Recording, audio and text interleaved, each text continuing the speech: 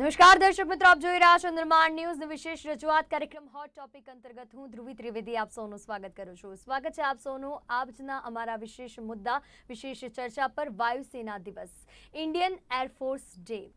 ભારત એની તાકાત અને એની શક્તિ પ્રદર્શનને લઈને ખૂબ જ પ્રખ્યાત છે. આ સાથે ભારતીય વાયુસેનાની તાકાતનો પરચો આપણને પહેલા પણ ઇતિહાસમાં ઘણી વાર મળી ચૂક્યો છે અને આજે 89મો ભારતીય વાયુસેના દિવસ દેશ મનાવી રહ્યો છે. આ વચ્ચે ઘણી બધી વાતો પર આપણે વાત કરવાની છે, ચર્ચા કરવાની છે અને તેના દરેક પહેલો પર, કારણ કે વાયુસેનાની અંદર કામ કરી રહેલા તમામ લોકોએ જે પ્રણાલી અને ખાસ કરીને જે યોગદાન આપ્યું છે તે યોગદાનને બિરદાવવાનો આજે દિવસ છે, તેને સલામ કરવાનો દિવસ છે અને આગળ પણ આવા જ ખાસ કરીને વિજય હાંસિલ કરતા રહે વાયુસેના, તેવા આપણે અભિનંદન પાઠવીએ છીએ વાયુસેનાની તમામ ટીમને, કારણ કે 1932 આ દિવસ મનાવવાની, ઉજવવાની શરૂઆત જે છે તે થઈ હતી. ઘણી બધી વાતો કરવાની છે, જાણવાનું છે આપણે, અને તે માટે આપણી સાથે કાર્યક્રમ અંતર્ગત જોડાઈ ચૂક્યા છે બ્રિગેડિयर પ્રોફેસર विजय सागर धीमन जी. विजय भाई, स्वागत है आपका कार्यक्रम में. તો પહેલા તો આપણે વાત કરવાના છે કે ખાસ કરીને વાયુસેના દિવસ જે મનાવવામાં આવે છે, વાयुसेना दिवस मनावा पाछळનું कारण, तो विजय जी आपसे मैं जानना चाहूंगी कि 89वां वायुसेना दिवस है आज, तो वायुसेना दिवस की खासियत क्या है? देखिए, वायुसेना दिवस की खासियत ये है कि ये एक वो ऐसा दिन है जिस दिन वायुसेना, भारतीय वायुसेना की नींव रखी गई थी. तो पहले जब हमारा देश आजाद नहीं था तो इसको रॉयल इंडियन एयरफोर्स बोलते थे, रॉयल इंडियन एयरफोर्स. तो उसको जो भारतीय वायुसेना बनी है वो हमने 8 अक्टूबर को ही करी थी और हर साल उस दिन से हम ये दिन मनाते हैं. और उसके बीच में जो भारत के पहले राष्ट्रपति थे उन्होंने कलर्स प्रेजेंटेशन भी की थी वायुसेना की. अगर आज आपने सुबह परेड देखी होगी तो निशान टोली निशान लेके चलती है, वो सारी की सारी इसी के हिसाब से चलती है और वो निशान एक बहुत बड़ी इज्जत की बात होती है. तो इस दिन को इसलिए मनाया जाता है कि अपनी पूर्व गाथाओं को हम बोले, अपनी जो शौर्य की गाथाएं हैं, जो हमारे जो भारत जो साहस की इन्होंने अनुभूतियां करवाई हैं अर्लियर, उनको रिवाइव किया जाए, अगली जनरेशन को बताया जाए. और जो इस वक्त प्रेजेंट सैनिक हैं, एयर वॉरियर्स हम उनको बोलते हैं, उनको मोटिवेट किया जाए टू अचीव ग्रेटर हाइट्स. कि कल को कोई और जंग होती है, जैसे आज हमारे पास बड़े क्रेडिबल एनिमीज हैं, चाइना है, पाकिस्तान है, फिर और भी बाकी सारे लोग इंडो पैसिफिक में हमें तंग करते हैं. जब उनके अगेंस्ट हमें कोई कार्रवाई करनी पड़ेगी तो ये लोग अपनी पुरानी बातें याद करके और अपने अंदर और सारी मोटिवेशन भर के, जोश भर के उनको अच्छी तरह से मारेंगे. तो इसके लिए ये दिन मनाया जाता है. जी, जैसे आपने बात की कि क्यों हम इस दिन को सेलिब्रेट करते हैं, बात કરીએ તો ખાસ કરીને 1932 થી લઈને અત્યાર સુધીમાં ઘણા બધા ચેન્જીસ આપણે જોયા છે વાયુસેનાની અંદર.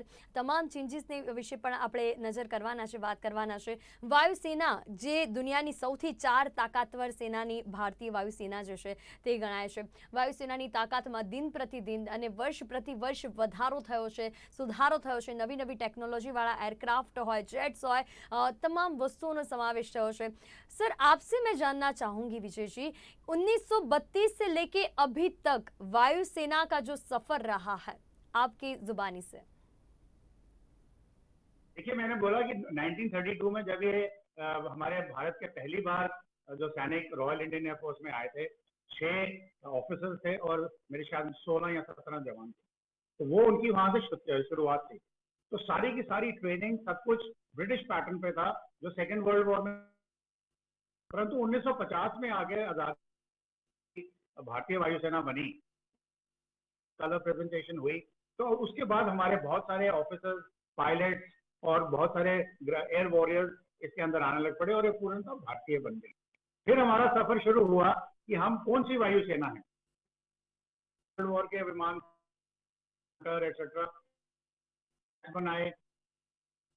62 की वॉर हुई तो उसमें भारत इस्तेमाल बिल्कुल नहीं किया गया, डिस्कस कर सकते हैं.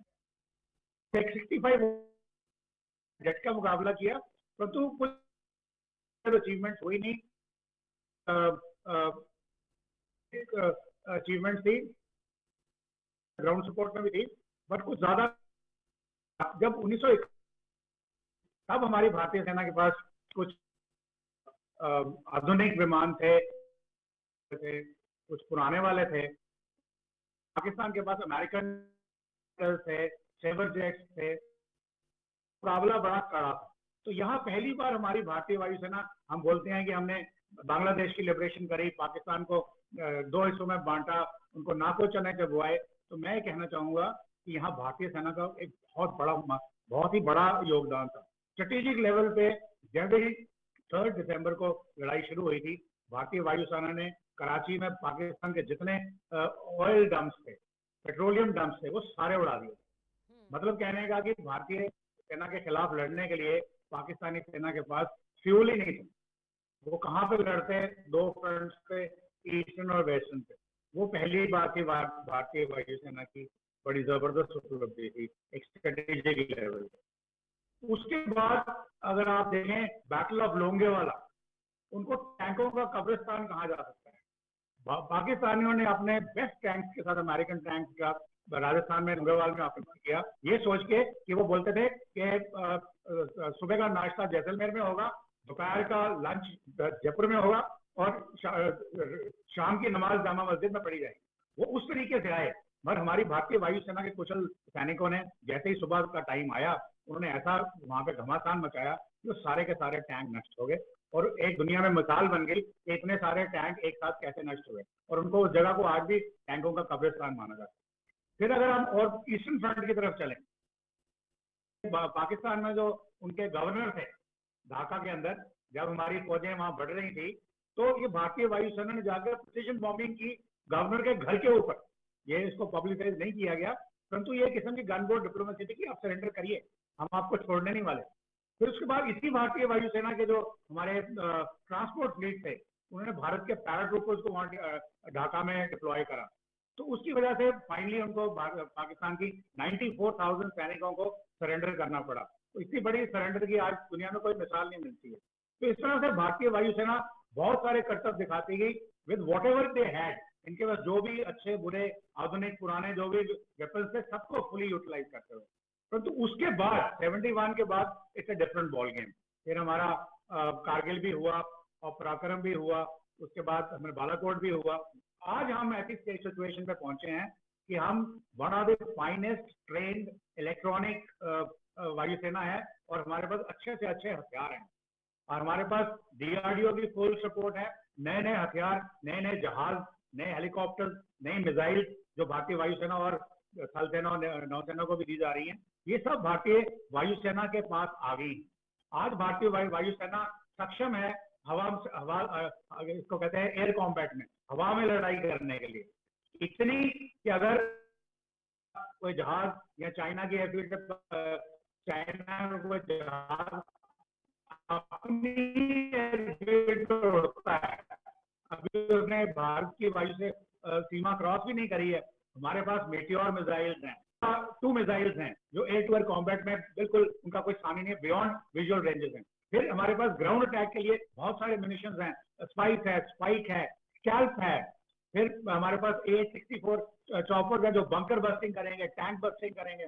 इसी तरह से ट्रांसपोर्ट फ्लीट जो है हमारे पास बहुत ही उम्दा है, C-17 है, C-130 हैं, फिर हैवी लिफ्ट एयरक्राफ्ट लाइक चिनूक्स हैं। तो अभी अगर हमें डिप्लॉयमेंट करनी है किसी भी स्ट्रेटेजिक लेवल पे one theatre to the other, भारतीय वायुसेना हमको वो पंच देती है, भारतीय वायुसेना हमको वो ऑप्शन देती है कि हम किसी भी तरीके से अपने एक्शन को प्लान करें। और आज की हालत में रफेल के इंडक्शन से और जो हमारे इलेक्ट्रॉनिक वॉरफेयर सिस्टम है, कमांड कंट्रोल सिस्टम है, ये सब भारत में ही निर्मित हैं, जो वायुसेना और थल सेना नौसेना इस्तेमाल करती है, और ये सारे इंटर ऑपरेबल हैं। इसलिए हम इसीलिए ट्राइसाइक्लिक कमांड के लिए जा रहे हैं, ताकि हम as a one unit fight कर सकें, चाहे वो चाइना हो, चाहे पाकिस्तान हो, या कोई भी और कोई बात आए। तो इस तरह से आज की डेट में हमारी वायुसेना एक बहुत ही उत्कृष्ट लेवल पर पहुंच चुकी है। और जैसा आज आपने परेड में देखा, उन्होंने अब नया एक स्लोगन दिया है, आत्मनिर्भर और सक्षम। तो ये पूरी तरह से सक्षम है किसी भी चुनौती को लेने के लिए, और आत्मनिर्भरता की ओर हम काफी, तो कोई दुश्मन या कोई कंट्री हमको होस्टेज नहीं बना सकता कि हम आपको स्पेयर नहीं देंगे या आपको वेपन नहीं देंगे। हमारे पास अपने ही वेपन हैं, खुद के स्पेयर बनाए हुए हैं। जितनी भी क्वांटिटी में हमारी इंडस्ट्री काम करेगी, वो हमारी सेनाओं को हमारी सीमाओं के ऊपर उनको आगे चलते रहने का पूरा मौका मिलता है। जी विजय जी, जैसे आपने बात की है कि भारतीय वायुसेना में लगातार चुनौतियां और जो शक्ति है वो बढ़ती चली आई है। 1932 से लेके अब तक का जो सफर रहा है उस पे एक हमने झलक डाली है। जी बिल्कुल, ये बहुत बड़ी बात है कि वायुसेना चाहे सीमांकन पर हो या फिर सीमा के अंदर हो, सीमा के बाहर और सीमांकन पर, तो वायुसेना की कामगिरी जो है वो सुपर रही ही है। लेकिन सीमांकन की जो एरिया है उसके अंदर हम भारत की बात करें, भारत के अंदर जो कोविड की सिचुएशन थी, कोविड की सिचुएशन में भी भारतीय वायुसेना का जो काम रहा है, जो कार्य रहा है, लोगों तक ऑक्सीजन पहुंचाना, और उसमें भी भारतीय वायुसेना का जो हम बोलते हैं कि जो काम रहा है वो बहुत सराहा गया है। तो उस प्रकार भी हम ये कह सकते हैं कि मुश्किल से मुश्किल परिस्थितियों में भी भारत के लोगों का साथ भारतीय वायुसेना ने कभी नहीं छोड़ा। देखिए, मैंने आपको, जब आपने हिस्ट्री मांगी, तो मैंने आपको सिर्फ अपना पराक्रम कौशल दुश्मन के अगेंस्ट बताया। जो अपने देश के वासियों के लिए भारतीय वायुसेना करती है उसका भी कोई पैरेलल नहीं है। आपने कोविड का नाम ले लिया, इसलिए मैं कोविड के बारे में बात नहीं करूंगा, परंतु उसके अलावा आप देखिए, भारत में कोई भी आपदा है, चाहे वो उत्तराखंड में फ्लड थे, चाहे नेपाल में भूकंप था, चाहे किसी भी प्रांत में कोई फ्लड की सिचुएशन आती है, कोई ऐसी आपदा आती है, वायुसेना हमेशा आगे रहती है। किसी भी इमरजेंसी को, जब कोई भी एक स्टोर लिफ्ट करने हैं एक जगह से दूसरे सिविलियंस की मदद के लिए, तो वायुसेना का इस्तेमाल होता है। और इसीलिए अगर आपने देखा होगा, हमारे जो सरफेस ट्रांसपोर्ट मिनिस्ट्री है, अब उन्होंने ऐसी सिचुएशन बनानी शुरू कर दी है हाईवेज के ऊपर, जो हमारा कंट्री का north south east west highway का प्रोजेक्ट चल रहा है, कि हम भारतीय वायुसेना के प्लेन्स को सड़कों के ऊपर भी लैंड कर सकें। और इसकी कुछ मिसालें यूपी में मिलती हैं, कुछ राजस्थान में बन रही हैं, कुछ जेएंडके में बन रही है। इस तरीके की 6-7 परियोजनाएं हैं। तो भारतीय वायुसेना का महत्व इसी से पता चलता है कि सिविलियन एक रोड ट्रांसपोर्ट मिनिस्ट्री है, वो कह रही है कि अगर बाई चांस उस इलाके में कोई एयरफील्ड नहीं है, भारतीय वायुसेना के लैंड करने योग्य कोई जगह नहीं है, तो हम अपनी जो 6 लेनिंग या 8 लेनिंग हाईवेज बना रहे हैं, उनको हम इस स्टैंडर्ड की बनाए और छोटा से छोटा एयरक्राफ्ट वहां पर लैंड कर सके, चाहे वो भारतीय सिटीजन के सपोर्ट में हो, या इवन अगर मान लो लड़ाई के सिचुएशन में अगर कोई वैसी इमरजेंसी सिचुएशन आ जाती है, तो भारतीय सेना खुल के काम कर सके। तो ये दर्शाता है कि भारतीय वायुसेना ने किसी भी टाइम पे, किसी भी समय पे इस देश को किसी भी सिचुएशन में धोखा नहीं दिया है, पीछे नहीं छोड़ा। जी बिल्कुल, और इस पे तो हम सवाल कर ही नहीं सकते, क्योंकि हमने पहले ही बात कर ली है कि उनके कार्य को जितना भी बिरदाए आज के दिन उतना कम है। क्योंकि हम इतिहास पे भी एक नज़र डाल दें तो इतिहास भी ये दोहराता है, भारतीय वायुसेना की जो कामगिरी रही है या कार्य प्रणाली रही है वो बहुत बढ़िया रही है। सर और एक सवाल है मेरा कि जिस चुनौतियों को चीर कर भारतीय वायुसेना ने यहाँ तक अपने कदम रखे हैं, आगे भी बहुत सारी चुनौतियाँ होगी, क्योंकि भारत देश जो है, देश बड़ा है और नाम उसके साथ अभी बढ़ रहा है। जिस हिसाब से चुनौतियां बढ़ेगी, भारतीय वायुसेना की कार्यप्रणाली में भी बदलाव आएगा, जो बदलाव अभी तक आया है। देखिए, बदलाव की जहां तक बात है, कहते हैं दुनिया में एक ही चीज परमानेंट है, और वो है चेंज। तो चेंजेस आती हैं। आज की डेट में हमारा जो जियो पोलिटिकल सिचुएशन जिस तरीके से बदल रही है, हमारा चाइना फ्रंट अलग है, पाकिस्तान अलग है, नेवी का नीचे वाला पेनिनसुला में अलग है, फिर हवाई जहाज की चौथी डायमेंशन है, हवा वायु रक्षा की, उसके बाद स्पेस की 5वीं डायमेंशन है। तो इस तरह से ये डायमेंशन बढ़ती चली जा रही है। तो उसमें वायुसेना की जो प्रणाली है वो अपने नौसेना और थल सेना के साथ भी मिक्स करनी ही पड़ेगी इन टाइम्स टू कम। जैसे दुनिया के जो भी महाशक्तियां हैं, उनकी जो आर्म फोर्सेस हैं, वो ट्राई सर्विस कमांड के ऊपर आधारित हैं। हमारी अभी तक सिंगल सर्विस पे ही है, और हमारे पास कोई अभी हमने उतनी ऐसी अच्छी डॉक्ट्रिन भी नहीं बनाई है, जो अभी सीडीएस के आ जाने से शायद उस तरफ कदम में कुछ प्रयत्न शुरू हो गए हैं। तो फाइनली हम लोग ट्राई सर्विस कमांड में आएंगे, जिसमें एक ही कमांडर के अंडर नेवल, एयरफोर्स और जमीनी एसेट्स होंगे। तो वहां पे भारतीय वायुसेना को एक डिफरेंट एनवायरनमेंट में काम करना पड़ेगा। उनके जो ऑपरेटिंग प्रोसीजर्स हैं वो चेंज हो जाएंगे। Interoperability, plug and play concept, ये कुछ ऐसी टर्म्स हैं जो शायद दर्शकों को शायद ना भी समझ में आए, पर उनको ये समझना जरूरी है कि कोई भी ऐसे कहीं पे भी उसको ऑप्टिमाइज करा जा सकता है। क्योंकि वायुसेना की एक ऐसी क्षमता है कि मान लो ये 1-2-4 घंटे में शिफ्ट कर सकती है। मान लो सदर्न अंडमान में हो और उनको शिफ्ट करना है हमने चाइना बॉर्डर के ऊपर, तो कुछ घंटों की बात है। ये फ्लेक्सिबिलिटी आर्मी के पास या नेवी के पास नहीं है जो भारतीय वायुसेना के पास है।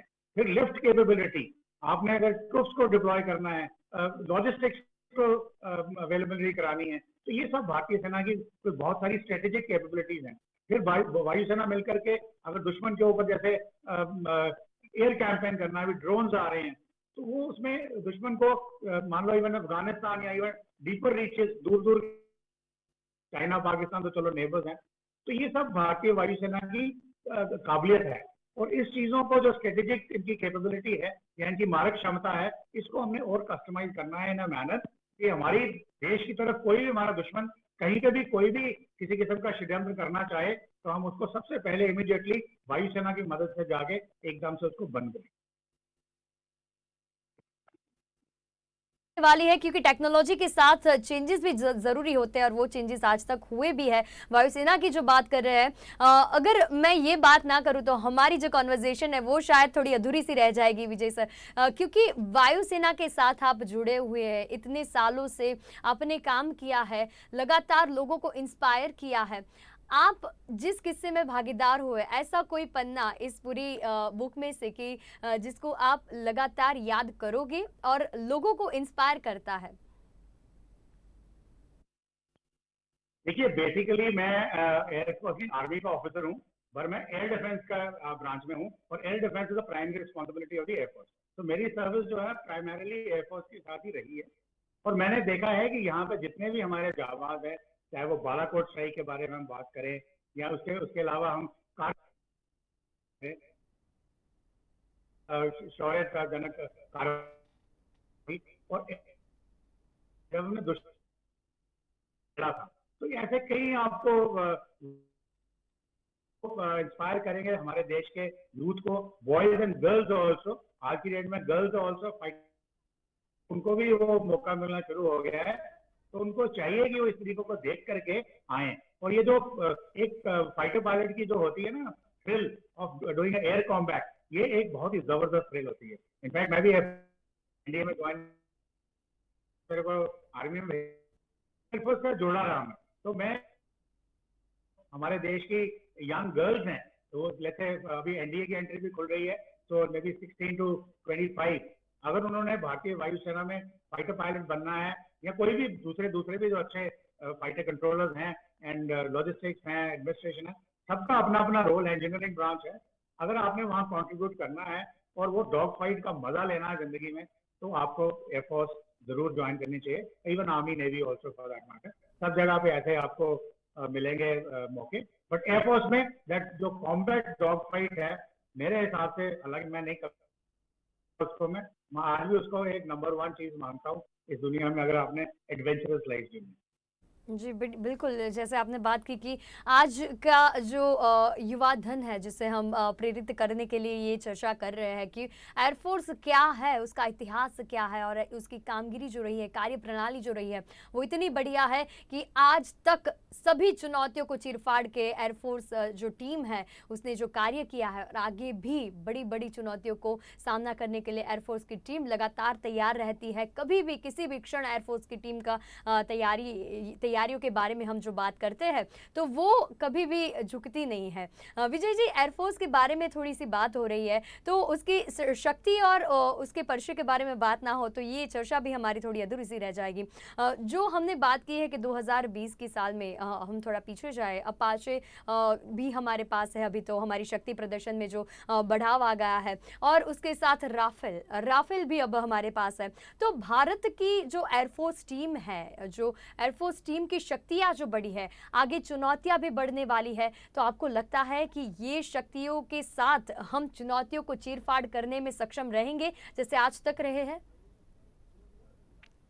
बिल्कुल रहेंगे। मैं आपको ये बताना चाहता हूँ, जैसे आपने 1-2 साल पीछे चलने की कोशिश की है, तो मैं आपको याद दिलाऊं कि हमारे पास पहले भी जैसे अटैक हैप्टर्स जो थे, जो दुश्मन के टैंकों को बर्बाद कर सकते हैं, उनके बंकर्स को बर्बाद कर सकते हैं, वो हमारे पास पहले भी Mi-35 थे। उसके साथ में दूसरे और भी जहाज थे जो करते थे, परंतु उस अपाचीज के आने से वो एक मारक क्षमता से वो बहुत ज्यादा बढ़ गई। कर रहे हैं, अपने बंकर्स वंकर्स बना रहे हैं जिसके अंदर उनके हवाई जहाज हैं, क्रूज मिसाइल्स हैं, तो हम उनको मारने में काबिल हैं। हमारे पास जो आज सैटेलाइट रिकॉनेसेंस फैसिलिटी है और जो अमेरिका के साथ हमने बेका एग्रीमेंट किया था, उसके उसके अनुसार हमें चाइना की हर एक मूवमेंट और उनकी हर एक जो जगह है उसका पिन पॉइंट कोऑर्डिनेट हमको मालूम है। और हमारे जितने भी ड्रोन्स, हमारे अपैचीज या हमारे दूसरे एंटी अटैक हेलीकॉप्टर्स हैं, वो सब उसके लिए तैयार हैं। तो ये एक बहुत बड़ा पंच बनता है जो अभी आके इम्प्रूव हुआ है। इसके अलावा रीपर्स M9B जो हैं वो भी ड्रोन्स हैं, एक बड़े मारक क्षमता वाले 5000 पाउंड का मिसाइल ले जाके मार सकते हैं। वो भी 10-10 तीनों सर्विसेज में आ रहे हैं। तो इस तरह से ये एक जो एक कैपेबिलिटी बंकर बस्टिंग की या टैंक बस्टिंग की बैटलफील्ड के अंदर, वो हमारे पास बहुत जबरदस्त तरीके से, इसको मैं फोर्स मल्टीप्लायर बनाऊंगा। उसी तरह से आपने नाम दिया रफेल का, हमारे पास पहले भी मिराजेस थे जो न्यूक्लियर बॉम्बर्स भी हैं, न्यूक्लियर बॉम्ब भी कर सकते हैं और ग्राउंड अटैक भी कर सकते हैं। फिर हमारे पास Su-35 MKIs हैं जो मल्टी रोल एयरक्राफ्ट है। इस तरह से हमारे पास पहले भी पंच था, बट अभी रफेल की आ जाने से सबसे बड़ी बात यह है कि ये जो पंच एक 3 किस्म के पंच होते हैं। एक इलेक्ट्रॉनिक वॉरफेयर दुश्मन के ऊपर, ताकि उनके एयर डिफेंस को नाकाम किया जा सके। दूसरा हमारी ग्राउंड अटैक कैपेबिलिटी। तीसरी हवा टू एयर कैपेबिलिटी। अब एयर टू एयर कैपेबिलिटी में मिटियोर्स और माइका 2 के आ जाने से ये फर्क पड़ा है कि उसकी ranges beyond the visual range go beyond 150 kilometre. इसका मतलब जब दुश्मन का जहाज अगर उनका कोई स्ट्राइक पैकेज हमारी सीमा की तरफ आ रहा है और हमारे रेडार ने उनको पिकअप कर लिया है, तो हम उनको सीमा में आने से पहले ही उनको नष्ट कर सकते हैं। वो एक बहुत बड़ा फोर्स मल्टीप्लायर है। उसके बाद अभी हमने इजराइल से स्पाइस और स्पाइक नाम की प्रणालियां खरीदी हैं, जो एक स्ट्रैप ऑन सिस्टम्स हैं जो हमने बालाकोट, और साथ में स्कैल्प मिसाइल है जिसकी भी रेंज ऑलमोस्ट 70-80 किलोमीटर दूर है और वो रफेल से फायर की जा सकती है। और ये स्कैल्प मिसाइल लगे